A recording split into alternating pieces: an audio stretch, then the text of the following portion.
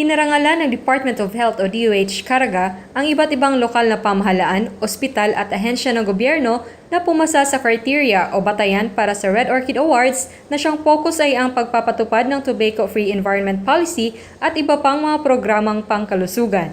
Ayon kay Dr. Agnes Collientes, Non-Communicable Disease Cluster Head ng DOH Caraga, ang prestihiyosong Red Orchid Awards ay isa sa kanilang mga inisyatibo upang mahikayat ang mga lokal na pamahalaan at iba pang ahensya ng gobyerno na maging aktibo at maging 100% ang pagpapatupad ng tobacco-free policy base sa kanilang mandato na nakasaad sa Administrative Order No. 10. Anya, ang Red Orchid Award ay nagsisimbolo rin ng kanilang kampanya laban sa nakakasirang epekto ng paninigarilyo sa kalusugan ng tao. So this is an award system developed by the Department of Health to give acknowledgement to the local agencies, to the government agencies, to our partner agencies to implement 100% smoke-free environment. Napag-alaman na sa local government units category, ang bayan ng San Francisco at Esperanza sa probinsya ng Agusan del Sur, Bislig City at Hinatuan ng Surigao del Sur ay tumanggap ng nasabing Red Orchid Award. Ang ahensya naman ng Bureau of Jail Management and Penology o BJMP sa probinsya ng Surigao del Norte, bayan ng Dapa,